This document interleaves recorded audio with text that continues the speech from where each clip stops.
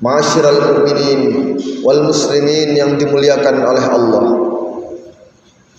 Ada satu kisah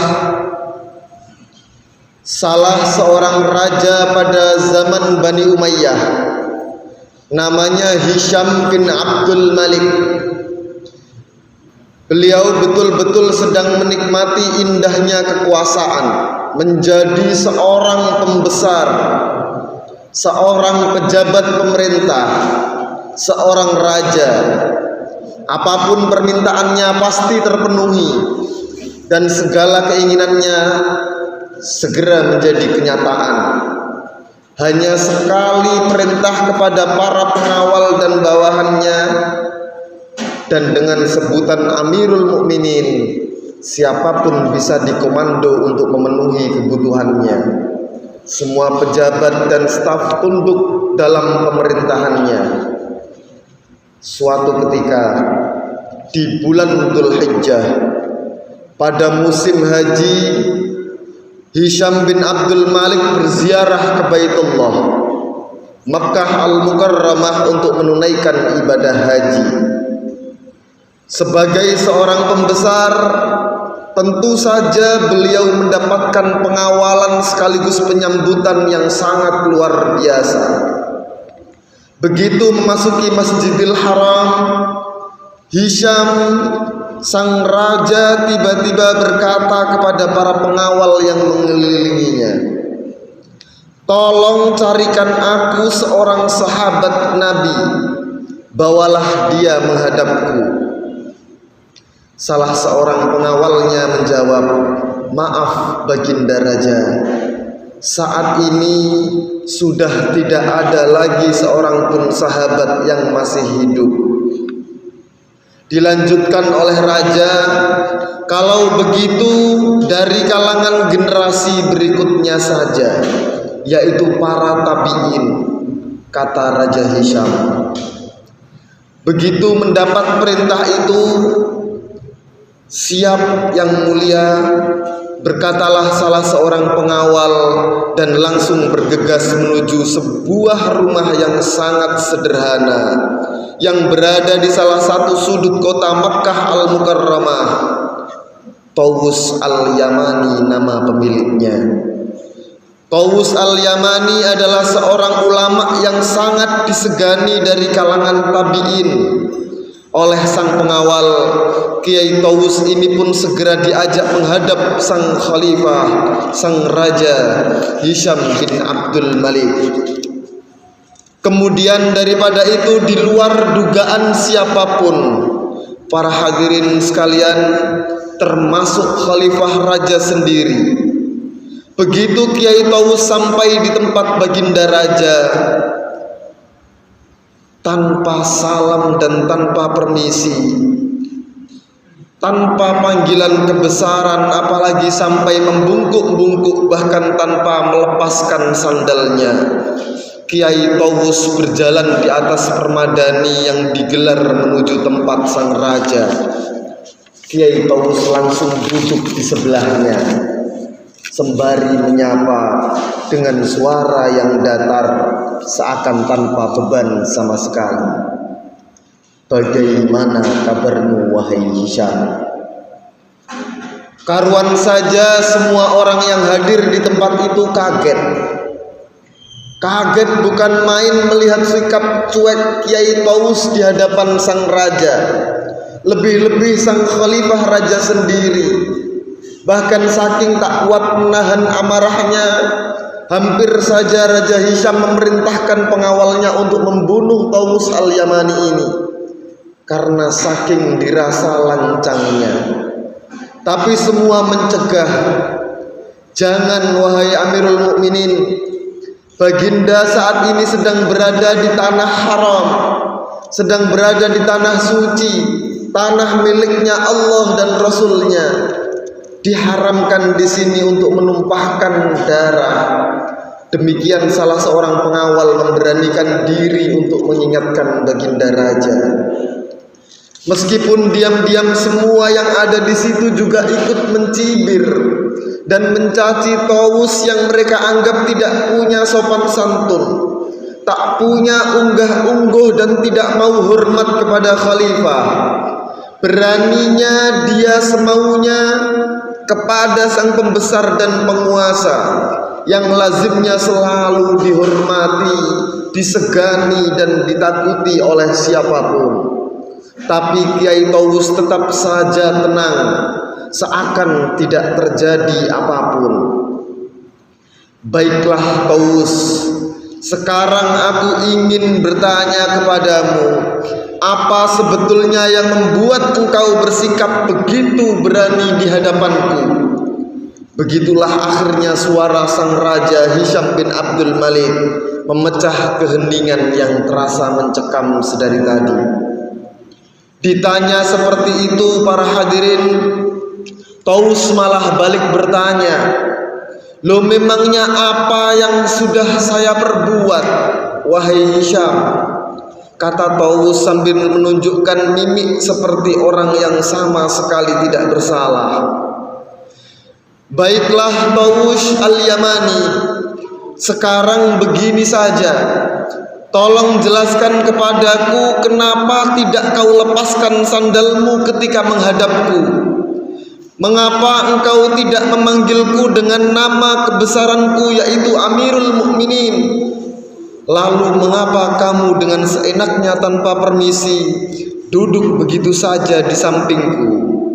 Jelaskan Tawus. Begitulah sang khalifah berkata sambil tetap menyimpan amarah di wajahnya. Lalu Tawus pun menjawab dengan sikap yang masih saja tetap tenang tanpa rasa takut sama sekali. Begini Hisham, aku tidak mencopot sandalku karena aku hanya menghadap kepadamu. Aku pasti akan mencopot sandalku kalau aku hendak menghadap kepada Tuhanku. Dalam arti ketika aku hendak melaksanakan sholat.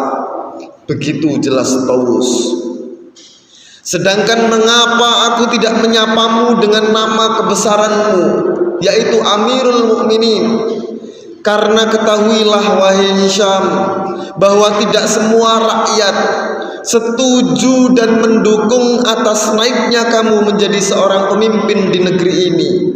Aku hanya takut menjadi seorang yang pendusta, Hisham, dan aku tidak mau menjadi seorang penjilat.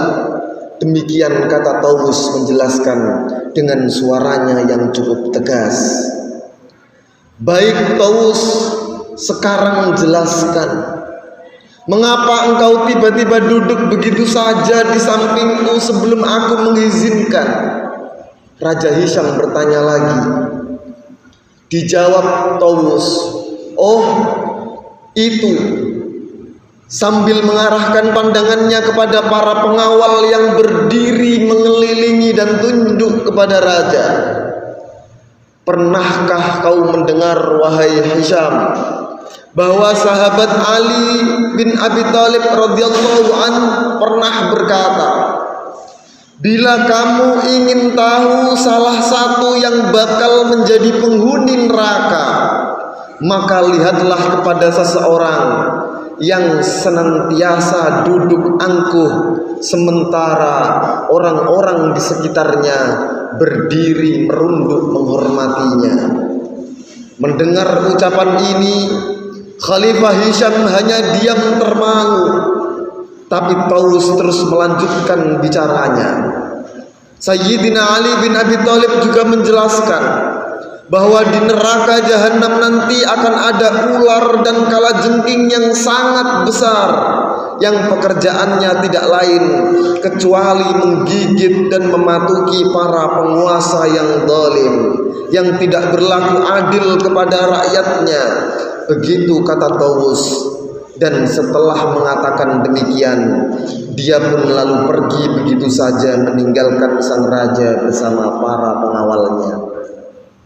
Ma'asyiral muslimin yang dimuliakan oleh Allah, Tawus Al-Yamani, sang ulama yang sederhana itu telah menghilang dari pandangan Hisham sang penguasa. Tapi fatwa yang diucapkannya tetap mengiang-ngiang di telinganya. lalu merasuk dan terus menusuk ke dalam relung hatinya, membuat sang khalifah berpikir jauh ke depan, menyadarkan diri sebagai penguasa di dunia bahwa kelak di akhirat nanti dirinya akan diminta mempertanggungjawabkan segala kebijakannya di hadapan Allah Subhanahu wa taala. Itulah sekelumit kisah antara Tawus al-Yamani dengan Khalifah Hisham bin Abdul Malik.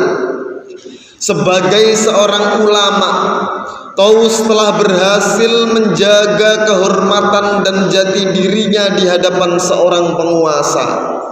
Tawus adalah termasuk sedikit ulama yang tetap istiqomah atau konsisten di atas khitahnya, yaitu sebagai penyebar ilmu, sebagai pendamping umat, penjaga moral dan agama, serta siap mengingatkan siapa saja yang perlu diingatkan.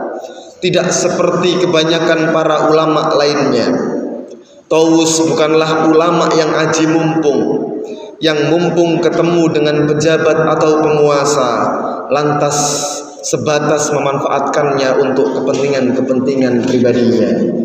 Masyarul muslimin, pertanyaannya ialah, masih adakah jenis ulama seperti Tawus al-Yamani di zaman yang sekarang ini, di negeri ini, di kota ini? Terus terang, sesungguhnya kita butuh banyak Tawus-Tawus yang lain di zaman yang seperti ini, yaitu jenis ulama yang mampu merealisasikan hadis Nabi Muhammad SAW yang mengatakan, afdalul jihad kalimatu haqqin inda sultanin jair, bahwa jihad yang paling utama itu adalah keberanian untuk mengatakan yang hak di hadapan penguasa yang zalim. Sudah terlalu banyak ulama kita, ulama di negeri bahkan di dunia ini, yang justru berada pada pihak para penguasa ketika berhadapan dengan rakyatnya sendiri, karena adanya perbedaan kepentingan di antara keduanya. Demikian, mudah-mudahan khutbah ini bermanfaat dalam penghujung Ramadan ini. Mudah-mudahan Allah Subhanahu wa taala selalu mengampuni semua dosa dan kesalahan kita dan menunjukkan kita ke jalan yang diridhoinya. Amin. Amin ya rabbal alamin. A'udzu billahi minasyaitonir rajim. Wal takum minkum ummatun yad'una ilal khairi wa ya'muruna bil ma'ruf wa yanhauna 'anil munkar wa ulaika humul muflihun. Barakallahu li wa lakum fil Qur'anil 'azim wa nafa'ani wa iyyakum bima fihi minal ayati wadh dzikril hakim wa taqabbal minni wa minkum tilawatahu innahu huwas samiul 'alim. Wa qul rabbi ighfir warham wa anta khairur rahimin. Allahumma shalli ala sayyidina Muhammad wa ala ali sayyidina Muhammad.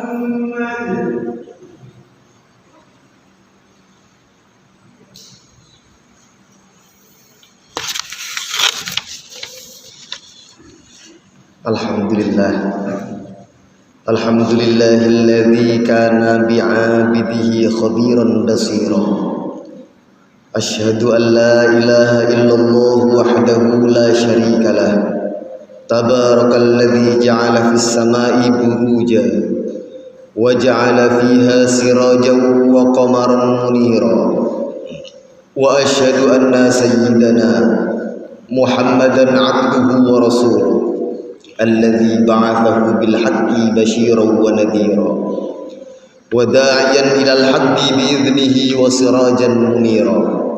Allahumma salli ala sayyidina wa habibina wa maulana Muhammadin wa ala alihi wa sahbihi wa sallim tasliman katsira.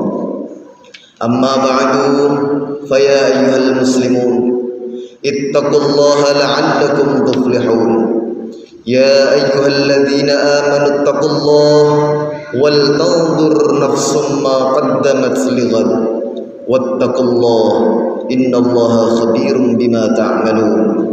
إن الله وملائكته يصلون على النبي يا أيها الذين آمنوا صلوا عليه وسلموا تسليما اللهم صل على سيدنا محمد وعلى آل سيدنا محمد كما صليت على سيدنا إبراهيم وعلى آل سيدنا إبراهيم وبارك على سيدنا محمد وعلى آل سيدنا محمد كما باركت على سيدنا إبراهيم وعلى آل سيدنا إبراهيم في العالمين إنك حميد مجيد وارض اللهم عن كل صحابة رسول الله أجمعين وارحمنا معهم برحمتك يا أرحم الراحمين اللهم اغفر للمسلمين والمسلمات والمؤمنين والمؤمنات الأحياء منهم والأموات اللهم أعز الإسلام والمسلمين وأصلح ولاة المسلمين وألف بين قلوبهم وأصلح ذات بينهم وانصرهم على عدوك وعدوهم ووفقهم للعمل بما فيه إصلاح الإسلام والمسلمين اللهم لا تسلط علينا بذنوبنا من يخافك فينا ولا يرحمنا برحمتك يا أرحم الراحمين ربنا لا تزغ قلوبنا بعد إذ هديتنا وهب لنا من لدنك رحمة إنك أنت الوهاب ربنا أفرغ علينا صبرا وثبت أقدامنا وانصرنا على القوم الكافرين ربنا آتنا في الدنيا حسنة وفي الآخرة حسنة وقنا عذاب النار سبحان ربك رب العزة عما يصفون وسلام على المرسلين والحمد لله رب العالمين عباد الله إن الله يأمر بالعدل والإحسان وإيتاء ذي القربى وينهى عن الفحشاء والمنكر والبغي يعظكم لعلكم تذكرون فاذكروا الله العظيم يذكركم واشكروا على نعمه يزدكم واسألوه من فضله يؤذكم ولذكر الله